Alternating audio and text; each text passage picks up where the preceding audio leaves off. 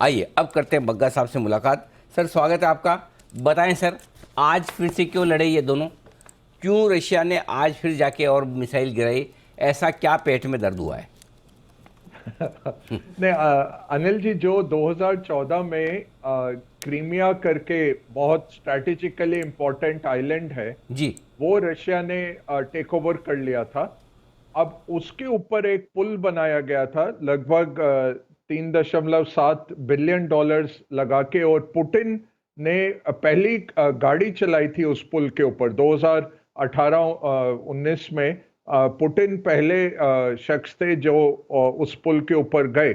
तो रशिया से इस टापू को जोड़ने वाला ये पुल था। इस पुल पे एक ब्लास्ट हुआ वीकेंड को। अब यूक्रेन ने इसका रिस्पॉन्सिबिलिटी नहीं लिया। हो सकता है पुतिन ने खुद भी कराया हो इस जंग को और बढ़ाने के लिए। हो सकता है यूक्रेन सीक्रेट सर्विस ने किया हो। बट ये बहुत इंपॉर्टेंट चीज जो नोट करने वाली है कि पहले रशियन मीडिया यही कहता था कि 20 लेयर ऑफ डिफेंसेस हैं इस पुल तक पहुंचने के लिए।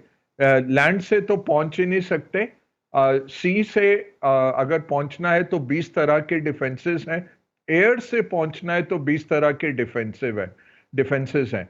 तो इसको पेनिट्रेट करना बहुत बड़ी क्षमता दिखाता है यूक्रेन सीक्रेट सर्विस की, कि इस तरह से ये अगर इन्होंने किया है, इन्होंने रिस्पॉन्सिबिलिटी नहीं लिया है। अब इससे क्या हुआ है, बहुत गर्मा गया है सेंटिमेंट रशिया के अंदर कि जनरल्स अच्छी तरह से जंग नहीं लड़ पाए, और अब इसको ये जो इंटेंसिटी ऑफ वॉर है इसको बढ़ाना चाहिए।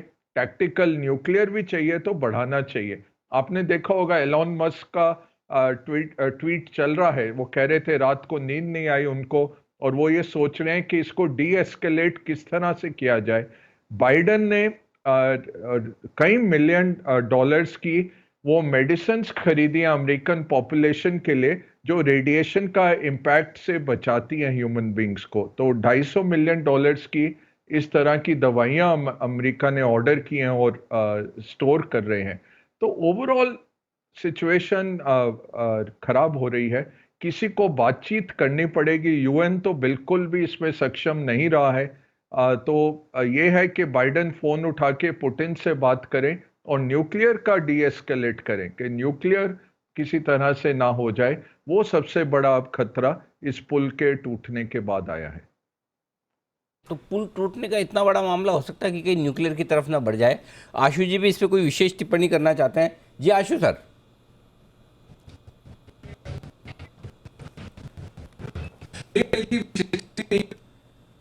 आपने बग्गा जी से क्वेश्चन पूछना, तो मैं फिर रिपीट करता हूं। बग्गा जी, मेरा ये मानना या सोचना या एक क्वेश्चन था कि मतलब जो वॉर जिस वजह से शुरू हुई वो एक इतना छोटा सा रीजन था, और वो कहां से कहां पहुंच गई।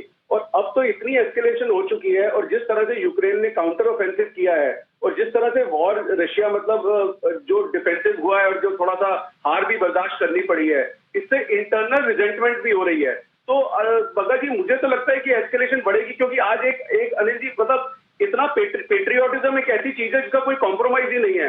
आज हम एक क्रिकेट मैच हार जाते हैं तो भी अनिल जी वो बर्दाश्त नहीं होता हमसे।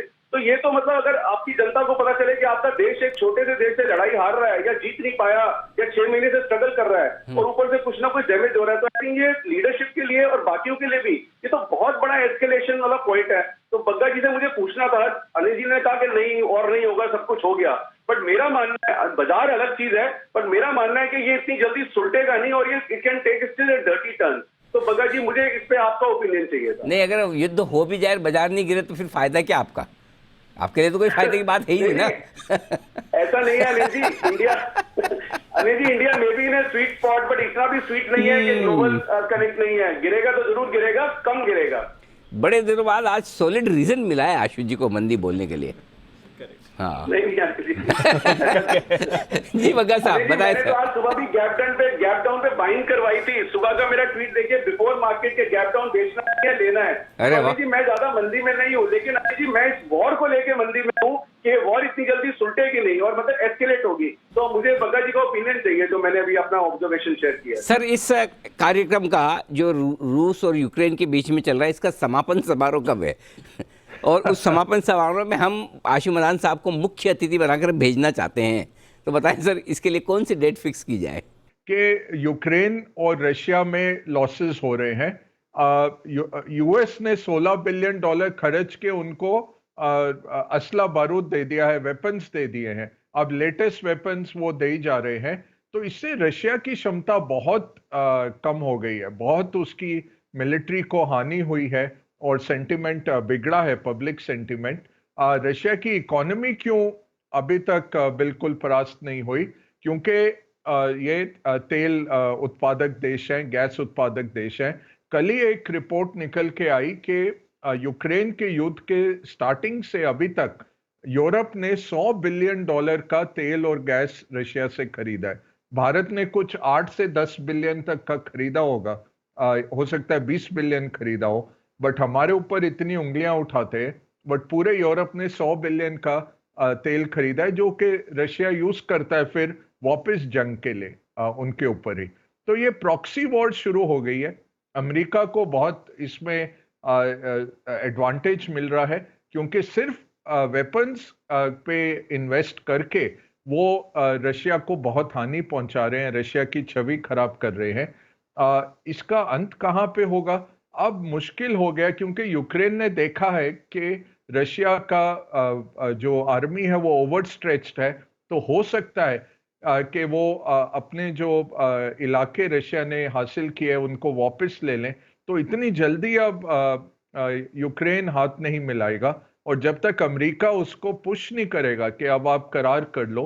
हमें पहले लगता था शुरुआत में कि 1/3 यूक्रेन का निकल जाएगा, उस टाइम पे रशिया बोलेगा चलो अब स्टॉप कर लेते हैं, जैसे 2014 में क्रीमिया को जब उसने टेक ओवर किया उसके बाद रुक गया वो।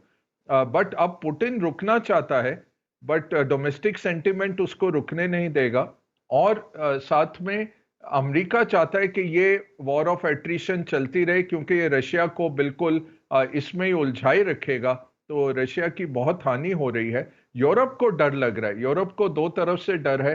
एक तो उसका एनर्जी संकट आ गया, गैस रशिया ने बंद की है, तो एनर्जी संकट बहुत भयंकर है। और दूसरा है कि रशिया की आर्मी अगर दूसरी तरफ आ गई तो उनके पास लैंड आर्मी नहीं है। हर वक्त न्यूक्लियर डेटरेंस रहता था जो उनको यूरोप को बचाता था, और ओवर लास्ट 30 इयर्स इन्होंने लैंड आर्मी कम करते रहे, खर्चा नहीं किया। तो अगर आप इनकी आर्मी की क्षमता देखें वो बहुत कम है। यूक्रेन में क्या था कि 8 साल से युद्ध था 2014 से, तो बहुत इनकी सक्षम आर्मी थी, कोर, और वो पैट्रियोटिज्म के चलते आम नागरिक भी अब कूद पड़े जंग में। यूरोप में वो नहीं है, उनके पास ना आबादी है ना उनके पास आर्मी है। तो अब यूरोप को ये डर लग रहा है कि अगर रशिया ने उनकी तरफ कुछ कर दिया तो उनके पास बचाने के लिए नहीं है, सिर्फ अमेरिका की शील्ड है, और वो शील्ड है न्यूक्लियर डेटरेंस की। क्योंकि बाइडेन के पास भी पब्लिक ओपिनियन नहीं है एक्चुअली अमेरिकन सोल्जर्स यूरोप में भेजने के। तो सिचुएशन काफी गंभीर है अनिल जी। मार्केट्स ने पचा लिया है कि चलो फरवरी से चल रहा है। अब यूक्रेन, तब हमें एक एक शहर का नाम याद आ गया था, अब कोई देखता भी नहीं है यूक्रेन की तरफ। बट ये फ्लैश पॉइंट जरूर है, ये फ्लैश हो सकता है, क्योंकि दोनों सुपर पावर्स, या एक जो गिरी हुई सुपर पावर जो खत्म हो गई, और एक अमेरिका, ये प्रॉक्सी वॉर चल रही है, और इसमें फ्लैश पॉइंट हो सकता है। तो डर है इतना जल्दी इसमें युद्ध विराम नहीं होगा, अब ये चलता रहेगा। और क्योंकि न्यूक्लियर है दोनों तरफ, तो फ्लैश पॉइंट बहुत बड़ा बना रहता है। जब कोई अच्छी खबर आती है तो बाजार गिर जाते हैं, और ख़राब खबर आती है तो बढ़ जाते हैं। अब शुक्रवार को अच्छी खबर आई थी कि अमेरिका में नौकरियां, मतलब बेरोजगारी वगैरह कम हुई है, मतलब जितनी सोचे थे उतनी नहीं हुई, नौकरियां ठीक ठाक लगी, तो ऐसे बाजार गिरे पूछो मत। अब यहाँ पे रशिया बम गिरा रहा है, खराब खबर आई तो घट नहीं रही है। देखो वापस से 17,200 के ऊपर निफ्टी आ गया। मतलब क्या उल्टा ही चलना है, हमको उल्टा ही करना सब कुछ? नहीं अनिल जी, यही है कि मार्केट डिस्काउंटिंग मैकेनिज्म है, बहुत जल्दी डिस्काउंट कर लेता है जी। और दूसरा 2008 से नोट बड़े छपे हैं, तो मनी सप्लाई आपकी इतनी ज्यादा है कि हर लेवल पे खरीदार ये आ जाते छपके हैं। सर, ये छपके गए कहाँ? हमारे स्टूडियो में तो किसी को मिले नहीं, ना मुझे मिले, ना दीप को, ना अरमान को। अच्छा, पैनल पे किसी को मिले हो तो बता दो बग्गा साहब को। गए किधर ये छपे? छाप छाप के दिए किसको? ये जिसके पास एसेट थे अनिल जी, उसके पास गए। तो जो ओनर्स थे 2008 से, आप अगर मकान मालिक थे, आप अगर शेयर होल्डर थे, आपके जेब में गए हैं। जो एसेट धारक नहीं है वो पीछे रह गए। तो इसलिए इनइक्वालिटी भी बढ़ी है, क्योंकि इस मनी सप्लाई के कारण एसेट की कीमतें बढ़ती गई। तो जिसके पास एसेट थे उस टाइम से या थ्रू आउट पिछले दशक में जो इन्वेस्ट करते रहे, उनकी नेटवर्थ बढ़ी है। जिसके पास नहीं थे, जो फिक्स्ड इनकम में थे, उनकी नेटवर्थ घटी है। ओवरऑल देशों की तरफ से देखें तो चाइना की तरफ काफी पैसा गया है, बट वो कह नहीं सकते क्योंकि उनकी अकाउंटिंग में गड़बड़ है। तो हो सकता है एक बहुत बड़ा गड्ढा कहीं पड़ा हुआ है चाइना की नेशनल बैलेंस शीट में, जो हमें दिखता नहीं, जिससे इन्होंने फंड किया है। मैं 2:30 बजे लोग वेट कर रहे हैं, बट एक छोटा सा आपको स्टैटिस्टिक्स देके यहाँ विराम लूंगा कि चाइना का जो एफएक्स रिजर्व $1 ट्रिलियन होता था 2006 में, वो 4 ट्रिलियन पे पीक किया। तो $3 ट्रिलियन चाइना ने सारी विश्व से कमाए और यूएस में रखे। अब वो 3 ट्रिलियन पे आ गया है। तो कमाई तो सबसे ज्यादा जो हुई वो चाइना में हुई, क्योंकि वो सप्लायर ऑफ चॉइस है दुनिया के लिए। ठीक बात है। तो ये इंटरेस्टिंग डेवलपमेंट आपके होते देखे। खराब डेटा या खराब खबर पर बाजार हो रहा है मजबूत, और अच्छी डेटा या अच्छी खबर पर बाजार हो रहा है कमजोर। तो डिस्काउंटिंग मैकेनिज्म, यानी कि अच्छी या बुरी खबर को पचाने की जो बाजार की आदत है, वो जल्दी से होती नजर आ रही है। बग्गा साहब, बहुत बहुत धन्यवाद आपका समय देने के लिए और हमसे बातचीत करने के लिए।